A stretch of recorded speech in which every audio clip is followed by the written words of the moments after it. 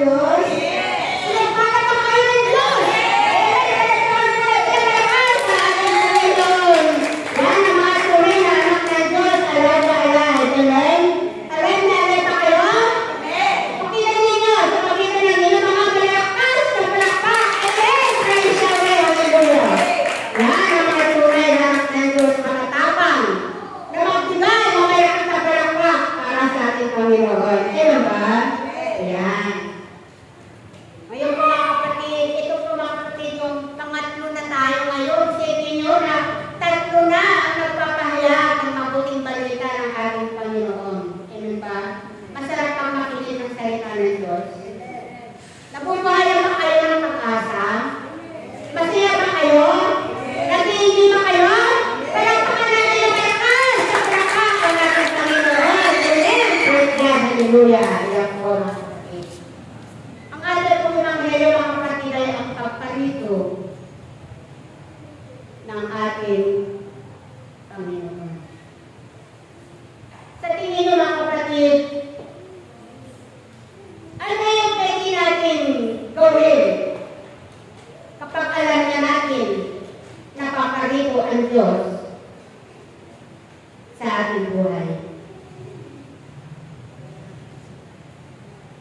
Ano ang dapat po natin gawin? Ang sabi po sa ating Ebanghelyo, doon po sa ating Ebanghelyo na pagkatapos ng paghati ang iyon, ay magdidilim ang araw. Amen. At hindi magliliwanag ang buwan. Malalagyan ang mga bituin mula sa langit. At ang kapangyarihan ng Diyos ay darating. Amen. Tunay po mga kapatid, na ang pagparito ng ating Panginoon sa ating buhay ay hindi po natin batid. Hindi natin batid kung kailan darating ang Diyos sa buhay natin.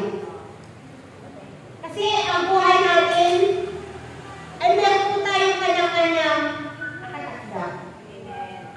Binibigyan tayo ng Panginoon na ang itinakda ng Diyos sa buhay natin ay maraming panahon, mahabang panahon ang binibigay sa atin ng Diyos para ang pagkakataon na ito na binibigay sa atin ng ating Panginoon ay magamit natin ito sa ating buhay.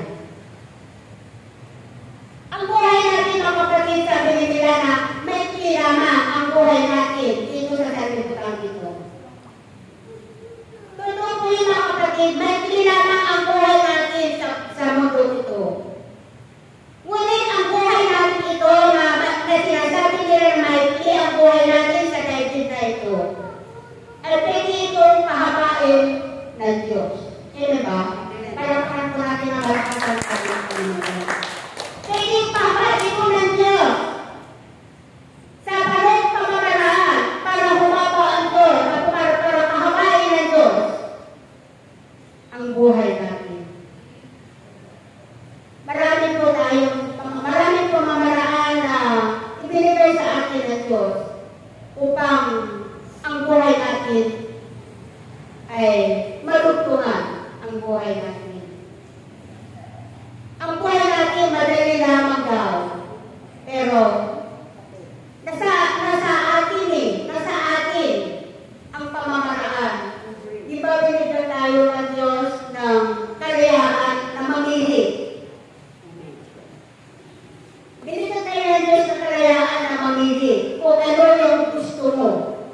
Pwede kang gumawa ng gusto mo, gumawa ka ng masama, gumawa ka ng mabuti. Kahit anong gusto nyo, malaya kang gawin. Nasa bigay yan eh. Dahil binigyan nga tayo ng Diyos na kalayaan kung ano yung dapat natin gawin para sa buhay natin. Ikaw ang mamimili kung ano ang gusto mo. Pero ito lamang ang pinagagawa sa atin ng ating Panginoon. Sabi nga sa ating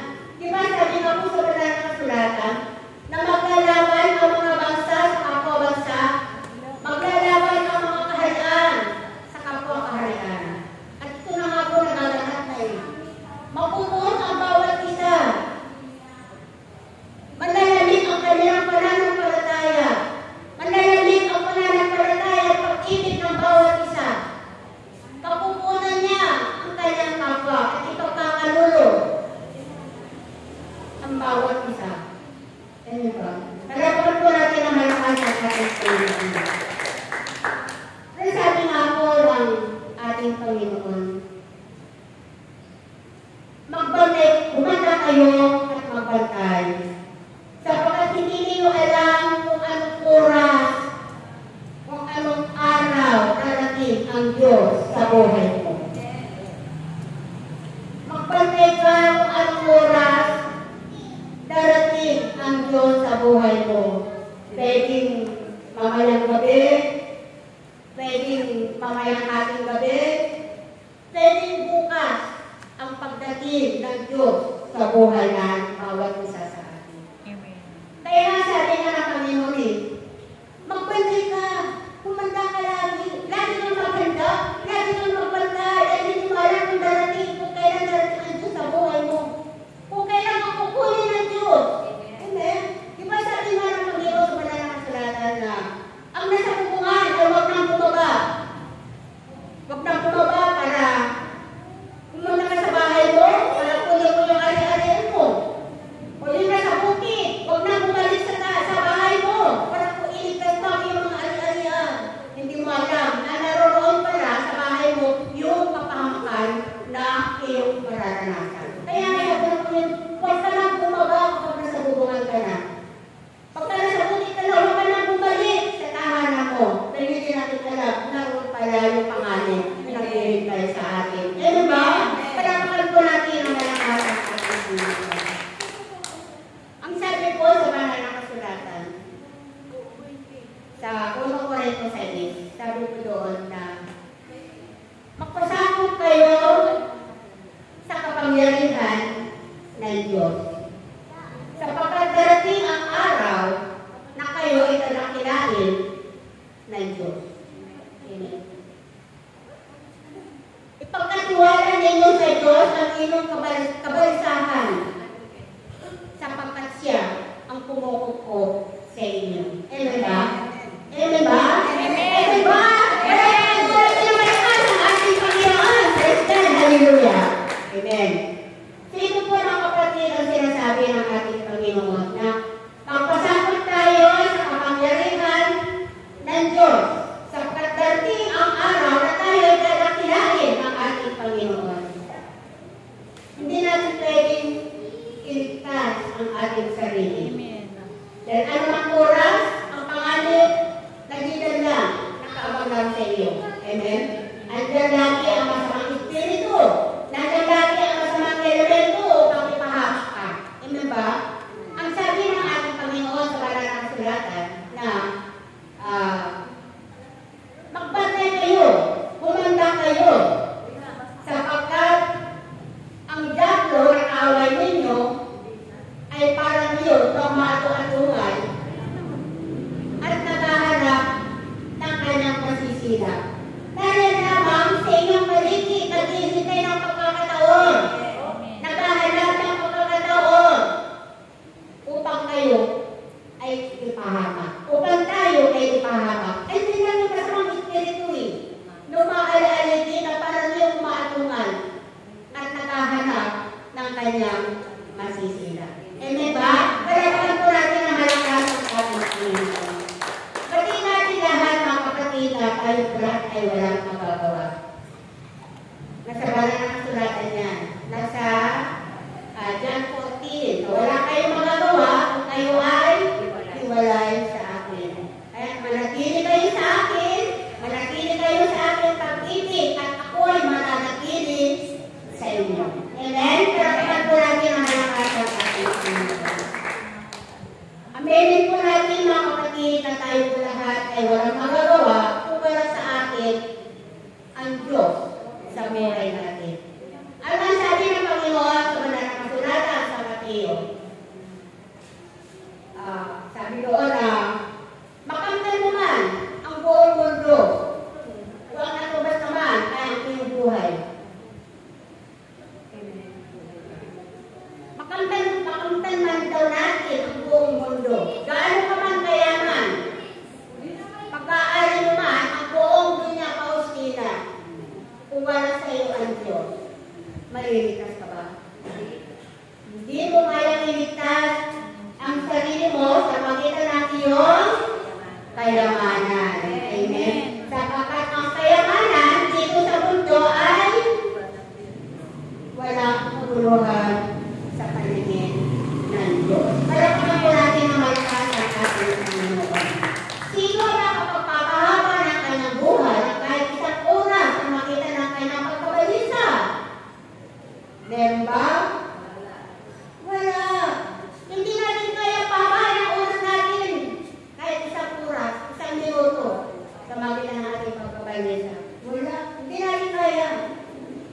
Kaya ka ng Diyos?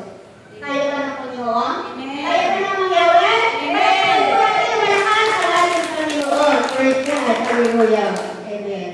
Yun nga po kapag sinasabi ng Panginoon. Yun ang nga po, makamtan man daw niya. Makamtan man daw natin ang buong mundo kung wala sa atin ang Diyos. Wala kang kabuluhan sa mundo ito. Wala tayong kabuluhan sa mundo ito. Kundi, para tayo magkaroon ng kabuluhan sa mundo ito, ibigay natin ang ating buhay sa Diyos. Amen. Ibigay natin ang sarili natin sa Diyos. Yun naman po ang magagawa natin para bumaba ang buhay natin. Para pahabain ng Diyos ang buhay natin. Yun lamang ang pwede natin magawa. Di ba sabi ng Panginoon, unahin daw natin ang Diyos. At ang lahat ng bagay, lahat ng pangangailangan mo, ibibigay ba? Ibibigay ba ng Diyos? Ibibigay ba ng Yahweh? Praise the mahal sa ating Panginoon. Amen. Praise God. Hallelujah. Yun po mga kapatid, ang pangako ng ating Panginoon, ang manatiling tapat kagawakas ay siya lamang maliligtas. Amen? Maliligtas ba kayo? Maliligtas ba kayo? Amen. Po natin na malakas ang ating Panginoon. Amen. Praise God. Hallelujah. Maliligtas po tayo. Kung isang malaking question mark, maliligtas tayo kung tayo po ay manatiling tapat hanggang wakas sa piling ng Diyos. Amen. Sabi nga po, huwag na po tayong tatalikod sa ating Panginoon.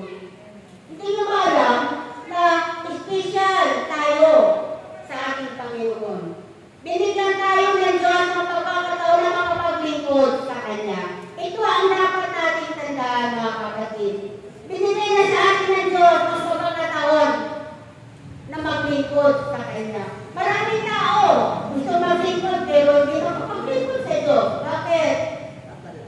Eh, hindi sila binigyan ng Diyos ng pagkakataon na makapaglingkod sa Diyos. Amen? Kasi tayo ay special, tayo ay pinili at pinirang ng Diyos para sa community ito. Kaya tayo lahat ay mapalad dahil binigyan tayo ng Diyos ng pagkakataon na makapaglingkod sa Kanya sa magitan ng ating kapwa. Amen? Salamat po natin na may kakaan sa ating Panginoon. Yun po ang susi. Yun po ang susi para iligtas tayo ng Diyos. Yung ating katapatan sa paglilingkod sa ating Panginoon. Yung sabi nga, ang manatiling naman ang gawakas ay siya lamang maliligtas. Amen? Ano ba yun? Susunod tayo sa Kanyang kalooban. Susunod tayo sa Kanyang ipinapuutos. At magkaroon tayo ng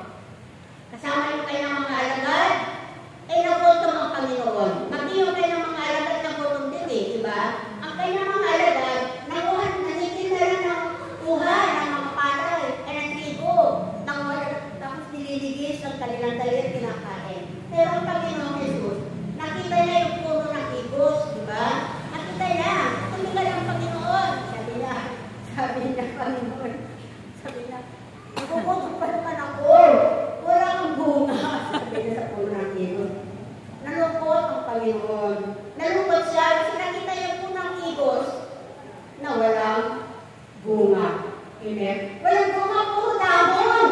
Ang nakita ng Panginoon, doon sa puno ng higos na yun. Nalungkot ang Panginoon. Anong sabi ng Panginoon? Na puro ng higos.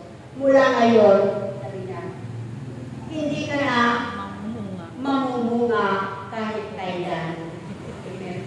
Ibig sabihin, pansot na, wala nang kapuluhan, wala nang kwenta, kasi walang bunga eh. Walang bunga. Eh kaya nang itinanid dyan, para ikaw ay lumubod, lumago at mamunga ng marami. Amen? Kaya natutuwa ang Diyos kapag ang bunga mo ay namumutik-tik. Amen? Katulad natin, diba, mga kapatid, tinawag tayo ng Panginoon. Ang bawat isa sa atin ay hahanapan ng bunga. Hahanapan tayo ng bunga ng ating Panginoon. Katulad ng puno ng higos na walang bunga. Siyempre, wala na siyang pakinabang. Wala na pakinabang ang Panginoon sa puno ng higos kasi walang bunga. Katulad din natin. Amen? Tayo po ay tinawag ng Panginoon. Higiro na tayo. Pipili na tayo. At special tayo sa kanyang harapan. Ngayon, dahil tayo po ay pinili ng Panginoon, makita ang bawat isa sa atin na meron tayong bunga. Meron ka na bunga, Peteros? Meron. Meron ka na bunga? Sister Pen, marami ka na bang bunga? I don't think so. You ask yourself, para malaman mo, di ba? Ikaw Ate Lily, marami ka na bang bunga? Wala. Wala kang bunga, Ate Lily? Naku! Lagot ka talaga. Katulad din sa puno ng punan doon na walang bunga. Amen? Pero yun, di ba, mga kapatid? Maganda ang marami na bunga. Katulad yan. Ang bunga ni Sister Mel. Ano yung bunga ni Sister Mel? Marami bunga ni Sister Mel. Eh kahit na matagal na panahon nawala sa second free, pero nung bumalik sa second free, lumago siya, namunga siya. At ano yung mapunga ni Sister Mel? Yung kanyang apo, si Pin, si Tuli. O, di ba? May bunga siya, kahit paano nakadalawa sa bunga. Tanong niyo sa akin, kung ano ang bunga ko. Tanongin niyo ako. Madami. Marami ang bunga sa totoo lang. Alam niyo ba kung bakit ko nasabi na marami ang bunga? Si Jenny. Oh,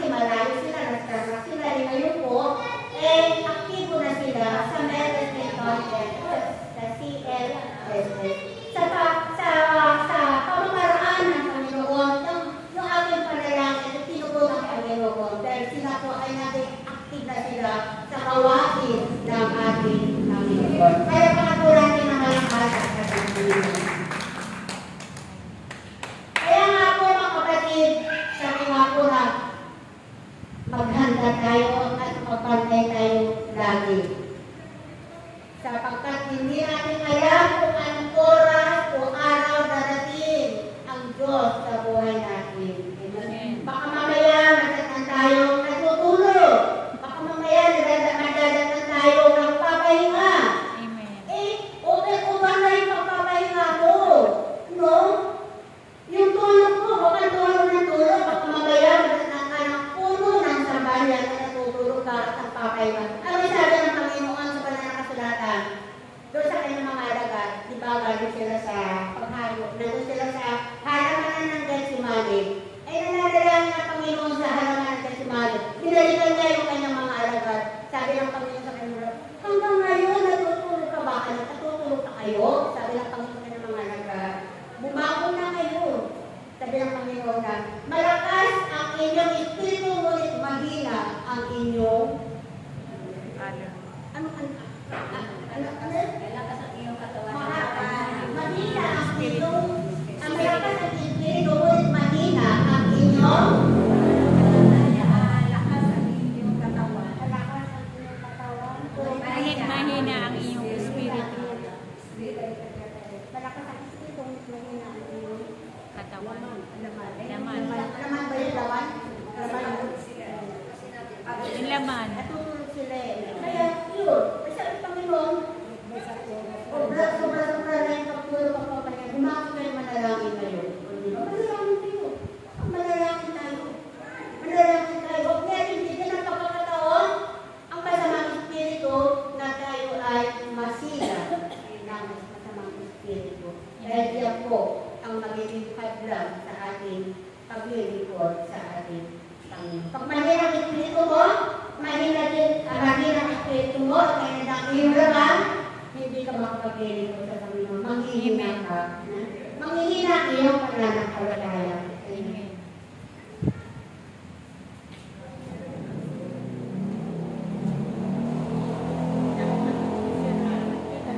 Alalahanin ang bawat isa na may Diyos na